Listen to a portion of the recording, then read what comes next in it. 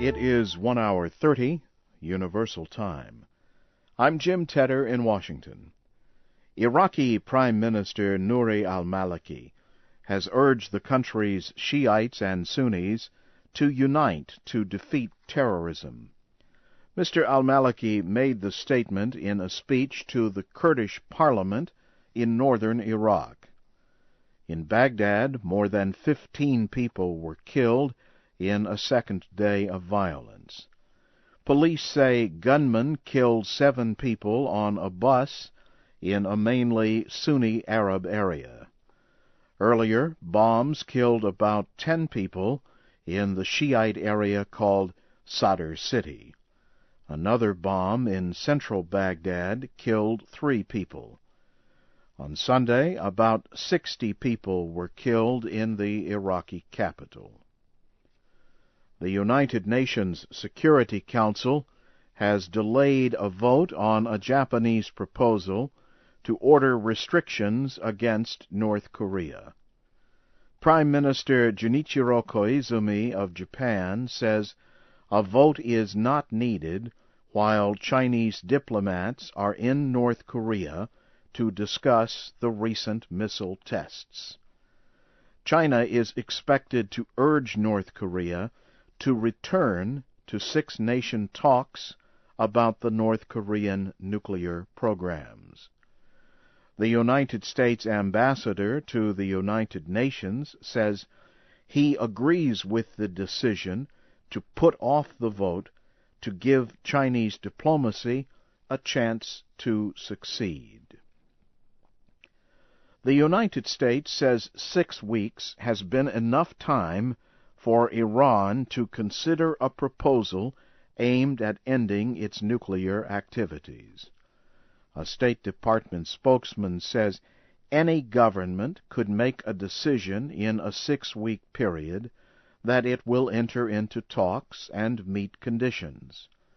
He spoke on the day before a meeting in Brussels between European Union Foreign Policy Chief Javier Solana and Iran's top nuclear negotiator, Ali Larijani. Mr. Solana presented the proposal to Iran on June 6th. The proposal offers to help Iran if it suspend its uranium enrichment. There is a possibility of restrictions against Iran if it does not accept the offer. A Cuban television broadcast says the United States is seeking to destroy its legal government. The broadcast was reacting to an American announcement of an $80 million program aimed at urging democratic change in Cuba.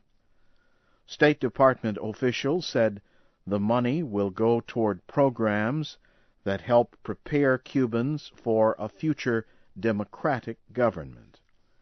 Officials say some of it will go toward increasing United States broadcasting to Cuba. The Bush administration released a statement about the program. The president praised a new document from the United States Commission for Assistance for a Free Cuba. He said it describes how the United States will support the Cuban people as they change from repressive control to freedom and real democracy. Police in Spain say they have arrested a man believed to be a high-level Colombian drug dealer. Leonidas Vargas is being held in Madrid. He was arrested Saturday for carrying a false Venezuelan passport. A judge has ordered that Mr. Vargas be held until officials confirm if he faces charges in other countries. He is believed to have been part of the illegal drug group known as the Medellin Cartel. He was suspected of also heading the Caqueta drug cartel in southern Colombia. He once served prison time in Colombia. You are listening to the news in VOA Special English. Russia says its special forces have killed Chechen rebel leader Shamil Basayev. Basayev claimed responsibility for the attack on a school in the North Ossetian city of Beslan in 2004. More than 330 people were killed. Officials say Basayev was killed in the southern Republic of Ingushetia. They say he and other rebels were preparing a terrorist attack. The attack reportedly was aimed at interfering with the meeting of the leaders of the world's leading industrial countries next week in St. Petersburg.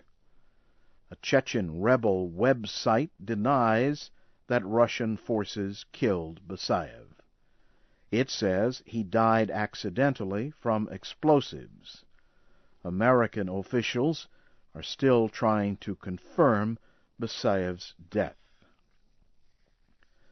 The United States has criticized the exiled political leader of Hamas for speaking for the Palestinian people from Damascus, Syria. A State Department spokesman said the Palestinians are suffering because Hamas now leads a government that is not a negotiating partner for the international community.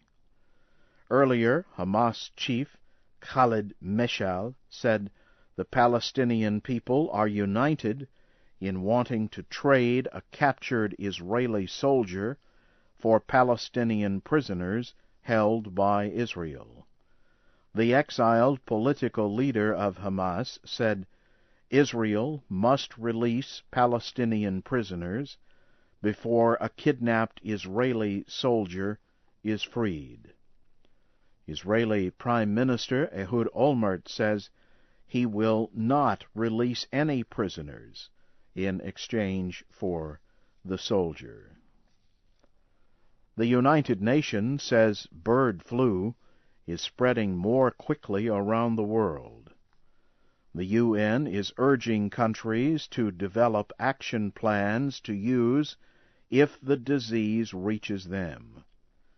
Top UN bird flu expert David Nabarro spoke at a conference in Geneva. He said the deadly H5N1 kind of the virus was found in 16 countries between 2003 and 2006. He also said it has spread to 2 times as many countries in the past 6 months. He said the new speed is serious cause for concern. The UN says countries in Asia, Europe, and the Middle East have stopped bird flu from spreading by killing sick birds and treating healthy birds with vaccine medicines. 2 astronauts from the American Space Shuttle Discovery are working outside the International Space Station. Mike Fossum and Pierre Sellers are making repairs to the space station. It is the second so-called space walk on this shuttle visit. The men were also outside the station for 7 hours on Saturday. They will make their 3rd spacewalk on Wednesday. The astronauts will train for possible repairs that could improve safety during future space flights. Briefly, here again is the major news. In Baghdad, more than 15 people have been killed in a second day of violence. Iraqi Prime Minister Nouri al-Maliki has urged the country's Shiites and Sunnis to unite to defeat terrorism. The United Nations Security Council has delayed a vote on a Japanese proposal to order restrictions against North Korea. And a Cuban television broadcast says the United States is seeking to destroy its legal government. That's the news in Special English. Jim Tedder reporting.